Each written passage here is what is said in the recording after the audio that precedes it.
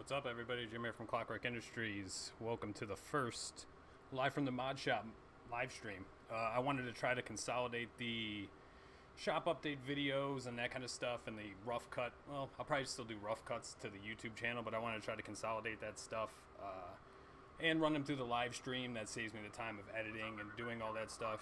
Hey, hold on. Welcome to the first live from the mod shop live stream. I wanted to try to consolidate the... Where are we playing from? Oh, here we go. And that kind of stuff and the rough cut. Well, I'll probably still do rough cuts to the YouTube channel, but we're doing it live. Okay, so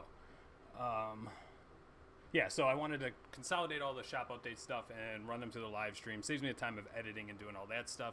I'm still gonna run like completely edited long form videos through the YouTube channel, but I set up this kind of makeshift studio. I got the laptop going, I got my camera here, microphone set up. This stuff's like temporary. I can move it around. It makes it nice and easy. I do have mobile live streaming now on the YouTube channel for my cell phone, so I'll probably do some streams with that, like while I'm actually like working on stuff and kind of do a little bit more behind the scenes stuff, because I have gotten a lot of messages about that. So the first thing I wanted to kind of talk about here was the new contour combs are live on the website. They are a dual and triple hole pattern aluminum cable comb. Let's see here. I'm trying to see which monitor is easiest to...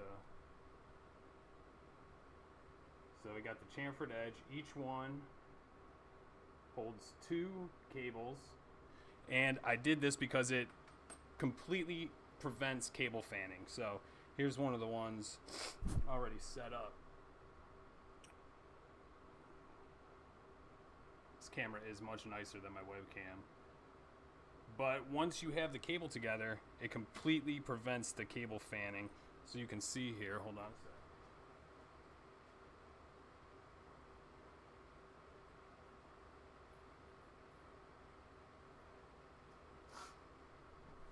So you have the knuckle combs. It saves about close to an 1/8 inch, which means like this actual contour comb is damn near the same size as like a PCI, like the actual ATX plastic plug. So your cables are super tight together with these. And the reason for doing this is I had 2 other cable combs that were coming out too. These are coming up next. These are the Backtrack Combs. Let's get some focus. So this is for your super tight bend radius, like when you don't have a lot of room next to your motherboard tray. These will be really nice in like small form factor builds when you have to come right around the back of the motherboard tray and plug into your motherboard. So I decided to run the same hole pattern ecosystem on all the new products. So there's this, and then there's going to be a panel mount comb that will go with it, and this is going to be the navigator comb. Let me see. So eventually, once we get the new laser upgraded, there'll be a acrylic variation of all these, but that's still a ways away. I need a more precise beam, because these are like a little bit tighter tolerance inside the the spacing and everything, and to get a good finish on the edge of these, especially if they're going to be lower profile. The Trotec laser is going to be super helpful for that. So for right now, everything's going to be in aluminum, and also with the contour combs and the navigator and everything else, we got the new copper anodized. So this copper color came out really nice.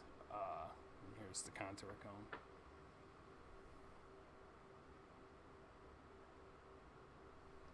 It's hard to get a good focus in there, but the copper anodized is surprisingly really close to a copper fit, or a copper like copper shade.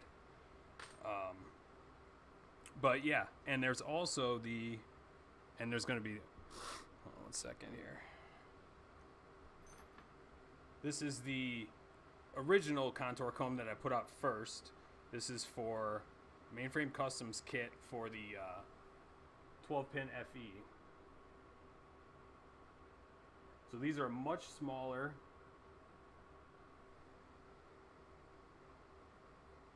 Like this right here is about the same size as like an 8-pin knuckle comb. Let me see, I think I got one right here.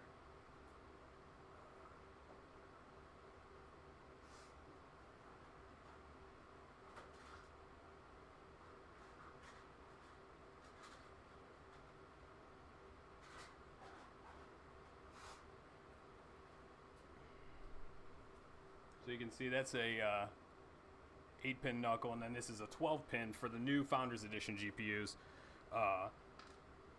Mainframe's kit is I think it's 22 gauge wire with their new 2mm sleeves, so it is a smaller cable.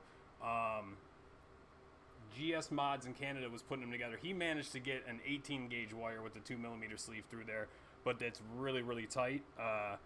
The 22 gauge is recommended for the kits. You can get the whole kit, I think, at Mainframe. I think he has it all like kind of put together in a bundle. It's hard to look at this monitor and see what's going on, but they're much smaller. I think they're probably one of the best looking cables out now for the Founders Edition GPUs. So you do have to get the whole thing there together. Make sure you have the right components, because if you try to put like 18 gauge wire with 4mm sleeve in there, it's not going to fit. That's definitely not going to fit. But I'm planning on probably going to do another version of these 12-pin Founders Edition that'll have a slightly bigger opening for the cable, so you'll be able to fit the 18 gauge, because George over there said that just a little bit larger and you'd be able to do 18 gauge. So I'll probably launch another one that you can use, because most people are probably going to try to do 18 gauge anyway. So if you're not using that kit and you only have 18 gauge wire, I'll probably run another one of these. But one of the main things is going to be the open version. Come on, focus. There we go. So there's going to be an open version of all the contour combs eventually. Right now there's only a closed version. I'm working on the second operation, you can call it, for machining these openings on here, because the way that you have to fixture these to hold them, I think I have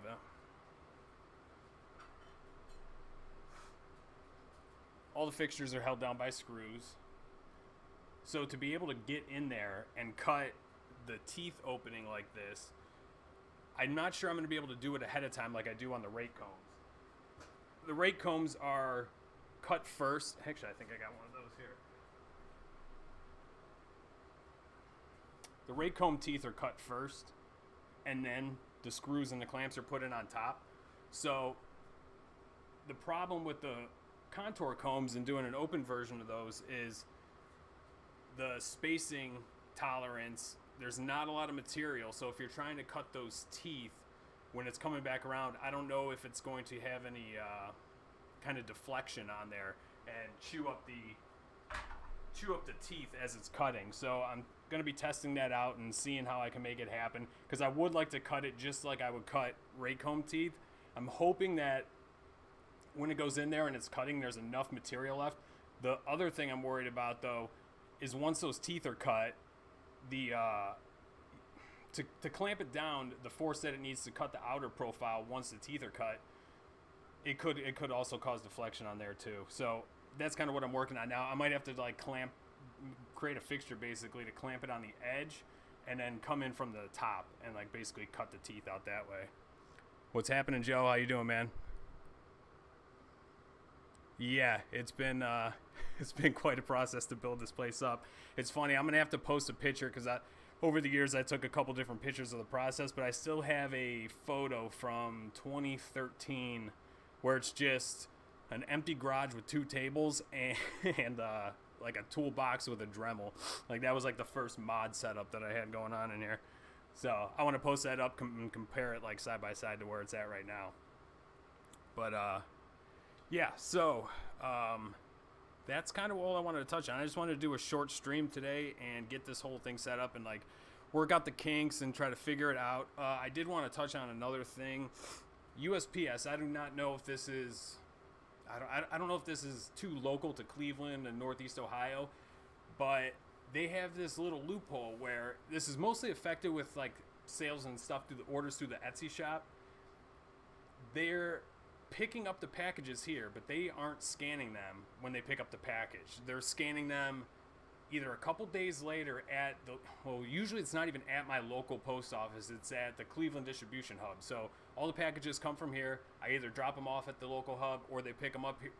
They just do a pickup here. Normally we'll go from here to the local hub and then go to the Cleveland distribution center. The last 2 batches of packages that were dropped off, they were actually picked up from here. didn't scan in until the Cleveland distribution hub. So that means they're going to the local hub and then going to the Cleveland hub. And normally that trip alone takes 2 days usually for first class. I noticed that they're really prioritizing the different levels of shipping. Like if you get express, they like focus on that entirely. That's their top priority, which it should be. I mean, it's their most expensive first class shipping or whatever, or priority express shipping. So it's like next day. They focus on that heavy. Priority, though, even, I've seen them do the same kind of thing here, at least the initial scan-in part. But then, you get your 2 days or 3 days after that, depending. Like, if I'm in Cleveland, I'm shipping to California. Could be 3 days, but it's usually 2. But Priority Express is almost always 1 day, and I think that's the only one they actually now have a guarantee on for their time frame. So they make sure that that package gets there, and then everything else is just like, well, they'll get to it when they get to it. So they're picking it up here and not scanning it, and the last one took 7 days. I have to go check the shipping stuff at the end of the day today and see where some of the packages are that I shipped off before last week, and they should have scanned in hopefully by now, but you drop it off Friday, and then they don't get their initial scan until Tuesday, and then Etsy has a thing where it's a cool feature, but it's kind of detrimental when they have this loophole, so I put in a message to Etsy support. I have to also check on that and see what happened. So if they're going to order and they click their shipping, it'll show up on Etsy and say, hey, it's estimated delivery date at this day. So I print my label. Sometimes you'll print a label on Thursday, but it'll get picked up on Friday. That's reasonable. I try not to ever have it longer than that because I want it to get into USPS hands as fast as possible. If you go on Etsy and you look at a lot of the reviews, a lot of them are like, oh my God, I can't believe it shipped that fast. I mean, I try to keep everything pre-cut in silver, and then if it's like a big anodized order, that might take an extra day, but I try to anodize it to order. And the goal now is also building up an inventory anodized in the primary color. So I'm going through the analytics and trying to figure out what color does the best and, which one is the highest priority. Probably going to be, I think black is guaranteed to be the highest selling anodized color. So like that, we'll start building an inventory of that and keeping that in stock. And I usually do that. So if an order comes in to anodize a bunch of combs in black, I'll throw on a whole extra rack of parts in black and I'll run that through too. But I do like to try to keep, if I can, keep it anodized to order or keeping them from each like lot. And I've been trying to also keep the variables dialed in on the anodizing tank so that the shades don't shift at all, because the variables in anodizing is through the roof. So I mean, if things do pick up to another level, I might have to eventually outsource that, because, or what I think I'm planning on doing is upgrading the system one more time to some larger tanks. If I could do like 500 combs at one time, right now I think I can do about 120 to 150, but it's on average, it's about 90 combs at a time. If I can get it up to like 500 at a time, I think I can keep the shade even enough over time that I could start doing large batches. And hey, what's up, Sneff? What's up, Jonathan? What's up, Ben? How you guys doing? If I could get it up to about 500, I think that'd at least buy me some time, because once I get past that point, we'll probably be into the range of industrial machinery, and we can get much higher quantities done, and then it won't be such a bad thing to have to take like 10,000 combs off to the anodizer to get done. But I don't want to have to right now, when I'm only doing a few hundred here in different, I have 6 different colors, and to build up an inventory like that, I'd have to take the 10,000 combs down there, and it's just not worth it at this point in time to get my money's worth out of a gigantic bulk batch of anodizing. So trying to build the system up, one more upgrade from here, and if I keep growing past that point, then we'll take it to I actually have a family friend from down the street who's run a plate processing or a finishing company for decades, and he had stopped by here one day, and he was like, I can't even believe what the hell you're doing in here inside your garage, because they have gigantic tanks where they're doing 16-foot aluminum extrusions and stuff, and they have gigantic racks that hold thousands and thousands of parts. So he's going to be, I guess, the next stage of the upgrade once we get past that point. But I think, I'll just keep kind of upgrading the system and doing it how I've been doing it. It's been working out pretty well. I think the next step is really just building up a big inventory of silver, and then kind of doing large batches, because like the variables is the thing, like I was saying before. Temperature of your tank, temperature of your dies, temperature of your sealer, all of those come into play. One of the biggest, and then the concentration of acid in your bath. So making sure that you're refilling it with water and topping it off with acid and keeping it, keeping the levels right, and keeping that temperature of that tank, because if it fluctuates more than like 2 or 3 really 2 degrees. 2 degrees can change the whole shade of the part. Like it'll be much, if it's a lower temperature, it'll be a much lighter anodized. So you want to have I've been actually upping the temperature so I can make sure that I get a nice solid color. I try to keep it around like 72 degrees. If I can keep it at 72, we get a nice like dark black anodized, for example, and then you get a nice pronounced color at that rate. So I'm trying to keep it there. But if I anodize at 68 degrees and 72 degrees, they're going to be totally different colors. Like the black will start looking a little grayish blue, and the gold will start looking like a really light champagne gold. The violet will look a lot more magenta, and the teal will be a very light blue instead of a dark green blue teal. So that's been the most challenging thing out of all of this process for making the combs and everything, is the anodizing and fine tuning that. That's an entire industry and art in itself, getting good quality anodizing finishes. But I think I've ironed out most of the variables, and there are some cool things that I've been looking into, maybe getting some like timers and actual digital temperature sensors that kick on a heater when it drops down below, because right now I just have a thermometer in there and a heater. So if it gets too cold, I warm it up, and then if it gets too warm, I put ice bottles in there and cool it down. So the next step is going to be getting a digital temp reader that has like a relay or something, and then have a submersible heater and running the whole thing through a water chiller. And you have to get a special type of water chiller. It has to be titanium lined in all the interior parts of it, because the acid concentration will corrode even stainless steel. Like stainless steel will probably hold it for a little while, but even the stainless steel thermometer, over time it starts eating away at it and makes it discolored, and you'll get corrosion. That corrosion can start contaminating your tank, and then your contamination can bleed off into all the anodizing that you're doing. So that's just a quick update on all that, and kind of, the U.S. plans going into this year. A lot more of this. I want to start, like I said at the beginning of this, I want to start funneling the shop update stuff into, I don't know, what's this one at so far? Almost 20 minutes. I'm thinking like a 30-minute live stream, something like that, like once a week. And then I've already talked to a couple of people so far. The other thing I want to start doing is doing modder interviews. I want to start a podcast. I kind of started one a while back, the Modcast, Clockwerk Industries Modcast.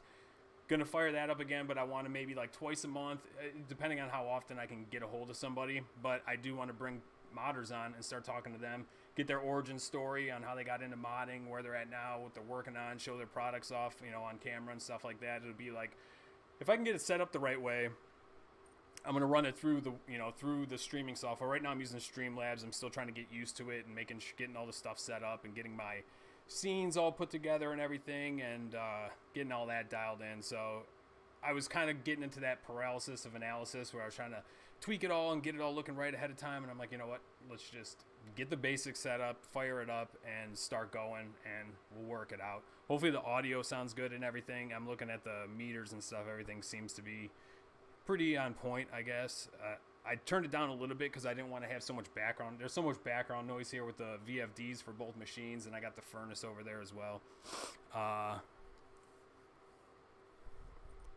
Yeah, Jonathan, it was nuts. And for the USPS stuff and the shipping issues, it's really only like around Black Friday through like the first couple weeks of January, then they kind of start getting it together. But with all the COVID restrictions, my buddy works at FedEx. They didn't have a whole lot of restrictions. They had some, some basic ones, but USPS, because they are under a lot of the federal guidelines. Let me see this so I can see this chat. USPS seemed to have more more guidelines under a lot of more federal restrictions, and he said at one point they had to run not just a second shift, but like a swing shift of employees, because if someone tested positive, they had to switch out their whole crew, and they had to switch it out for 10 days. So you're getting you're getting delivery drivers and postmen and women that aren't normal to your route. So I had mailmen coming here at like 8 o'clock at night when they're normally here by like 1, 2, 3 in the afternoon. So that whole thing screwed everything up. And then the holidays last year was awful. I mean, there was packages I sent out around Black Friday that were being delivered in the middle of January, and a lot of them I had talked to the people who ordered, and I had got them replacement packages sent out and stuff. But it was madness last year. It was like, they had months to prepare, and they were just like, they just winged it. It seemed like, and it was so delayed. This year it wasn't as bad, but there have been a few hiccups, and like the last two. It depends. Like if I have a bulk amount of orders, sometimes it'll I'll go like every 3 days or something like that. But most of the time I just put them in the mailbox and take them off. But this time I happen to have, I don't know, for 2 days I happen to have like 8 something packages. I put them in there and they didn't scan in for almost 9 days. So Etsy, the people have this expectation from seeing that thing on the front end of their website where it's like should be delivered in this day, and it hasn't even scanned in yet. It looks like I am just sitting on the product, which I have no reason to do that. Like I want to get these orders and packages out as fast as possible to everybody, so there's no reason for me to print a label and then just sit there. That's pointless. So I'm doing what I can to get it out next day as fast as I can, same day if possible. And so then it looks like I'm the one who just sat on it for 8 days, 9 days, and USPS is the one who should be fielding these customer service emails and stuff. Instead, I'm spending however much time sitting there replying to emails. The acid should not corrode glass. And that's what I'm looking at, actually, is exactly what you're talking about, an aquarium heater. That they have like the glass outer tube. And there's also some titanium heaters. And those ones are actually pretty cheap. It's the chiller that's expensive. I think the cheapest chiller for the tank that I have now, but to be able to be future-proof to the next upgrade, is probably going to be about $1,000. So that's going to be the most expensive component to add to this system. But it would be cool one day to be able to possibly, like I was saying, when I do the next upgrade, like build it into an actual anodizing line. If you go YouTube anodizing systems and plating factories, they have big tanks all in a row, and the machine, basically like a crane, and some of them are probably programmed and automated, will come down, grab the rack, pull it out, bring it over to the next tank to get rinsed, take it over to the sealer tank and all that. I'm basically going to build out one of those, but a manual version. But if I could have like an Arduino type system built up, that would be pretty sweet. That would have temperature sensors going to all the tanks. That can give me like a heads up display that has tank 1, tank 2, tank 3, and has all the, a digital display of all the temperatures, a timer for each one, so I can really keep track, because all of those variables are so important. If the combs go into the degreaser bath for an extra 5 minutes, they're ruined. Like if they go into the if they're left in the anodizing tank for an extra 15 minutes on accident, it's scrapped. So like if you got a couple minutes and a couple degrees of temperature, and that's about it. So I got a timer system set up, and I'm pretty good about it. It's really loud, so I'm able to catch it, and it would be nice to have some type of automated thing. It would really be nice if it could build a rack that just brought it up out of the dye and brought it over to the rinse tank or something, but that's really getting into some industrial level stuff, and that's where you get into weighing the pros and the cons of bootstrapping and DIY building your system versus just dropping off 10,000 combs at the plating company and having them do it. So yeah, Joe, I'd love to have you on and talk to you, dude. That'd be awesome. Yeah, I've talked to a couple people so far. They said that they were down to do it, and then I wanted to reach out to a couple of my other buddies. I think Kevin Daly's going to join me from Team Pipe Bomb Mods. I don't know if we'll do it like next week. Like I said, I think I want to try to get a couple of these solo ones in and configure the software and get it all set up the right way. Because I'm probably going to use Zoom, but I want to make sure that I can do it through Streamlabs, because I know there's 2 ways to do it. Just from watching other videos and podcasts while I'm working, I've seen how people do it, where they put up, it'll be done through like a Streamlabs, and then because I like the Streamlabs like overlays, because I do want to do like, oh yeah, that was one other thing I wanted to basically go over the different streams. So I'm going to do this one as like a shop update type thing. Try to do this one like weekly, half hour, depends how much I got to talk about, depends how much people are watching or how many people are in the chat and want to talk. And then do an interview with some modders. And then I also want to do a gaming stream. I've been trying to get into playing some games like once a week and try to unwind a little bit, because I've been doing all this for so many years that I ended up just stopped gaming. I got so busy that I never had time to really take a break, so I have had to force myself kind of into a schedule, force myself to take some breaks. And it was funny, the one day I finally installed Diablo 3 again after not playing in years, and got on there, and then after like a day of playing, I thought of like 4 or 5 different ideas that would have helped me around the shop. And I'm like, if I would have just took a breather and relaxed for a minute, I could actually come up with some stuff and think and get creative again. You get so much in the zone and doing the same thing over and over and just trying to dial in what you're working on. And it helps to like stop, get back, and like, you know, get the 1,000-foot aerial view of what's going on. And that really helped me out, actually. So I want to start maybe like streaming once a day on the weekends or something like that too, just doing some games for fun. But I also want to stream right on, man. Thanks for stopping by. I'm planning on doing more of these. I don't know how, at least once a week, but you know, if I got something to talk about, I might do it twice a week or something like that. So thanks for hanging around. Yeah, so that one, but the other big one that I want to do is Fusion 360 tutorials. And I kind of wish that there was some of these around when I first started using that program, because I've always been an advocate for getting people in modding to stop using SketchUp and get over to Fusion 360. But I honestly think it's harder to do that than it is to just pick up Fusion 360. When you get used to a graphical user interface, you get used to how the commands are laid out, it makes it even harder because you have to unlearn that stuff and then relearn the new way of doing things. In SketchUp, you know, you're doing a 3D, you're like sketching in 3D. You sketch in all directions and then you close up your boxes and then you have your, you know, your solid. In Fusion, you draw your 2D sketch, extrude it, and then you start cutting away from it. And it's basically like, you're almost just like, you're just subtracting away from your main block of material until you have your model of what you want to do. And you can make on-the-fly adjustments to that, but overall, broadly speaking, you're basically extruding the rough surface shape of your item and then cutting away from it. So I was a really big advocate for getting into Fusion 360 because that's when I was doing custom orders almost primarily, and it made it so much. SketchUp models almost never converted over to Fusion 360. You'd be missing faces, dimensions would never line up. So I was trying to get people to do Fusion, but it's tricky to follow tutorial. It's not tricky, but it's like, it's boring and it's non-interesting to try to learn the software when you're following a tutorial that gives you something that's totally useless when you're done. So I always thought it would be great to teach Fusion, but by making modding parts. Show you how to build a fan grill, show you how to build a radiator grill or whatever, show you how to build a basic reservoir, and then kind of build up over time to more complex thing like manifolds that mount into each other. The sky's the limit from there, but like build it up and get more complex over time. Show you how to make a basic cable comb, show you how to make I thought fan grills, radiator grills, that kind of stuff. Just like the basic mod parts, the entry level stuff that you might have, because when you're done, you have the basic idea of it. You can adjust it, you can tweak it, and then you can send it out to get laser cut. You can send it over to your buddy to get machined if you don't have equipment.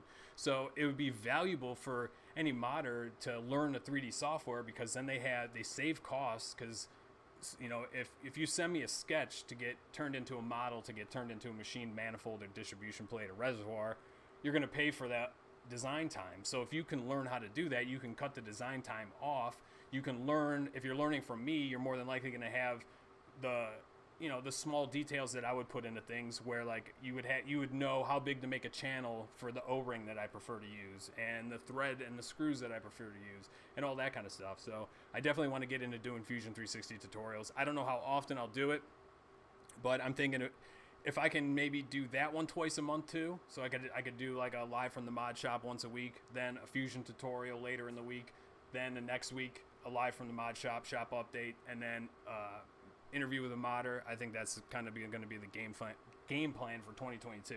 I've been wanting to do this all last year, even the year before, but it was just like I said before, I just overanalyzing it, thinking about it too much, and then I get caught up, get behind, and I never have time to kind of set things up. So I at least got the basic setup of streaming here. I thought until I can get some kind of studio set up in my office room and the other room in the house, I was like, okay, the Tormach would make a pretty slick background. I need to adjust the camera and kind of tweak the setup as I go, but I was like, I just need to get it set up and just go run with it, and we'll play with it as things go and get some feedback from you guys and see how it was. Like I said, I hope the audio and everything was sounded good. I haven't seen any complaints about it, so that is good to know. And hopefully I'll plan to upgrade. I need to get like a better mic arm. This thing is it worked. I bought this like blue snowball thing like a couple years ago, because I had intentions back then to do this, and I just never got around to. I did like 1 or 2 streams, I think, and then I never continued to do it. So yeah, see, I knew I could manage to ramble on for 32 minutes just to get this thing started. So all right, well, I think that's gonna wrap it up today. I think. Let me double check here. Yeah, that was the basics of everything. So the contour combs are live. They're up on the website. I think, let me see if I can switch the scene. Do I got it set up? Yeah. Contour combs are live on the site. I did put them up. They're on sale now too to get started. You'll have to look for the Founders Edition one here. Or right here, it's on the edge. That one is separate. It's a totally different size. The layout is the same, but the holes are much smaller. The whole comb overall is much smaller. So they are live, and they should be over to mainframe here soon, and those will be available to wholesale. I think there's a couple international people who are looking at picking them up. I would like to get some of these combs into some international distributors at some point through over this year. I've been talking to a couple different people. A handful of people seem on board so far, and there's a couple other people I need to follow up with. But yeah, I think it's gonna wrap it up for today. I do have some things that are already planned for next week that are pretty cool. Some of the stuff with the panel combs, I've got new mounting set up for that, so I'm going to go over that in the next video, the next stream. I think I could actually hook them up to the thing. I added, for the panel combs, there's now a magnetic mount, the M4 mount, and then there's a through-hole counterbore mount. And I have all the examples for them, and I'll bring those on the stream next week. I'm also going to build this into a routine. I don't know if it'll always be on Thursdays, but it might be earlier in the week next week, but I think that's going to be it for today. Let me double check here. Trying to make sure that where the comments are coming in. I think they're all coming in from the same place. Like, I don't know if they're coming in from Facebook or YouTube. It's not really showing me. So if I missed anybody, sorry about that. I think... because I got it streaming on my phone here too, but I don't think... okay. Alright. Well, that's going to be it, everybody. Thanks for watching. Head on over to the website, Clockwerk Industries. Contour combs are live. And stay tuned for the next live stream. And Joe, I'll reach out to you. Ben, I'd love to have you on here too as well, man. And I need to catch up with you as well, Ben. And we need to do one of the Instagram live streams. So maybe later this week if you're available. I should be able to do it right from here. We should be good to go. I'm finally all set up. So good to see you, Joe. Thanks for stopping by. It's good to know. Glad the video and audio are both good. Awesome. Yeah, keep a lookout. Notifications should go out to Facebook and YouTube. That's the other thing too, is I'd love to add more platforms. Like if I decide to stream a game or something, I think it'll go to Twitch as well. But I might even stream these mod updates and that stuff to Twitch too. It couldn't hurt to get it on there as well. So. But I think there's a couple other platforms that'll let me stream to. This OBS Streamlabs with their Prime thing has multiple outlets that it'll stream to, which is really cool. That was one of the other things that was always a pain when I first started this. That option wasn't available. You had to pay like $50 or $60 a month to get all the split streams or whatever. So, all right, guys, thanks for watching. Thanks for tuning in to the first live from the mod shop, and I'm gonna make an effort to make this really consistent and on point. This will be the weekly update, and show you guys what's going on in here. And I do want to get more like behind the scenes stuff, show you guys the machines in action and programming and the machines actually cutting and all that kind of stuff. So that will be coming in the future. You can count on it.